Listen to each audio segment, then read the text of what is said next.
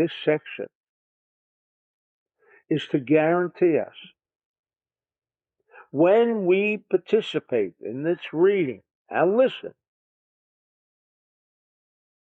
as the life force is generated and traveling by virtue of the reading to each and every single one of us present. And we have in our consciousness and in our knowledge the reasons and the purposes of why we are here to hear this particular section, then we are almost, I wouldn't say even the word almost, I'm sorry, we are guaranteed that we will never be faced with a miscarriage of justice. And for each and every description of a crime, when it tells us stoning, hanging, burning by a torch into the individual's throat, or stoning, spear, it's all clarified by a very simple tale told by the Baal Shem Tov. Once had a student and approached the Baal Shem Tov when it came to this Parshat of Shoftim, and he, like all of us, came enraged. Says, God, is this justice? He says, in general, there's no justice system. What do you mean? He says, don't we see the criminal goes free, sometimes, and it does happen, the innocent are locked up. I don't see justice around. And yet, we are being told by our teacher, the Kabbalist, the Baal Shem Tov, that there is justice. How do you account for it? And so the Baal Shem Tov says, listen carefully, and I want you to do exactly as I tell you. Tomorrow, you're going to go to this and this park. And at the far left corner of the park, in the northern left side, I want you to sit down on a bench. Beautiful bench over there. Beautiful surroundings. Not many benches are over there. Just 2 or 3. I want you to park yourself about 12 o'clock tomorrow afternoon. Just sit and observe. Comes tomorrow, student of the Baal Shem Tov goes out to the park, finds the benches that he was referred to, sits down. And lo and behold, on the other second bench, a man with an attaché comes up and sits down. Sits down and says nothing. Takes out a sandwich, eats the sandwich, and leaves. But he forgot his attaché case. He was so engrossed in this delicious sandwich, obviously, he forgot about his attaché case and leaves. A few moments later, comes another gentleman, and he sits down there. Immediately seeing this attaché case, picks it up and runs. And then another few moments later, a third gentleman sits down on that bench, takes out a sandwich, starts eating. Whereupon the first man who left the attaché case in the first place comes over to this third gentleman and says, give me back my attaché case.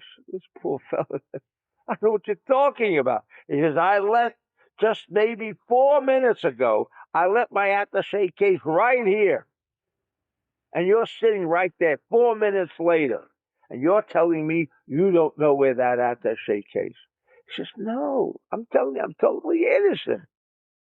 Don't know anything about it. And he starts beating up this gentleman, trying to coerce him into divulging where he hid his attaché case, until he bloodied him so he saw there was no use. This man is not going to tell him the truth. And so, in despair, goes away. With that, the student comes back to the Baal Shem Tov and says, my teacher, my master, you indeed told me that if I went out to this particular place, I will observe with my own eyes justice in its most perfected form.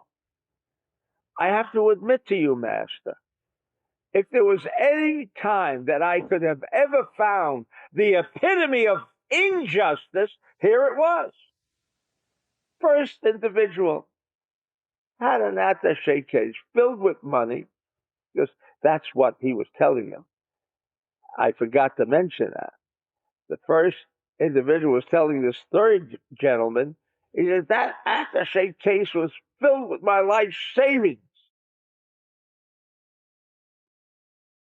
And so here this first man had his life savings snatched away from him, never to see it again.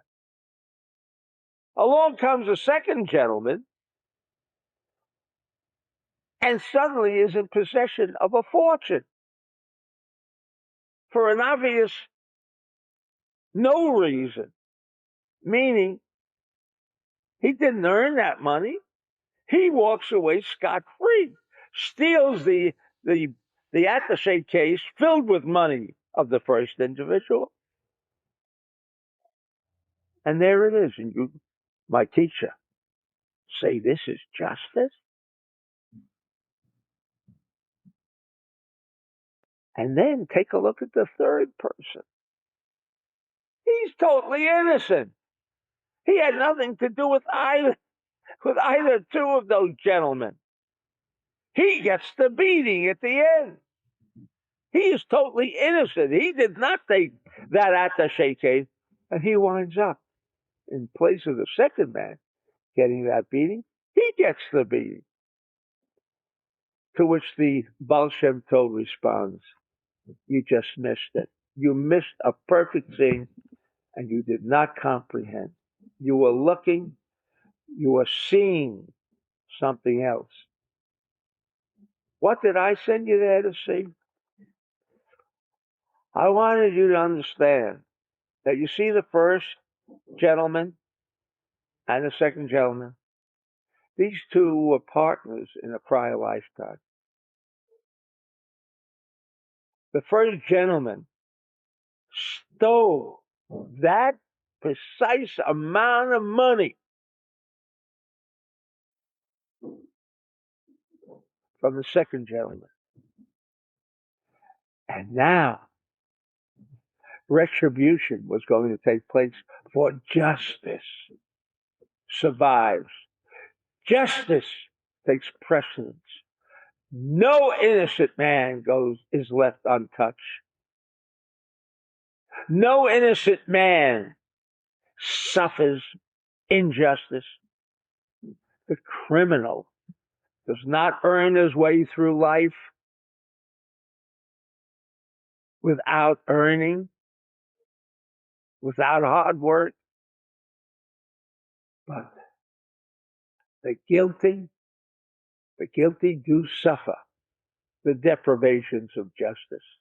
For in the prior lifetime, first man owed that precise amount of money to the second individual, and now it was time for retribution. My friends, there is justice. Shabbat Shalom Tov.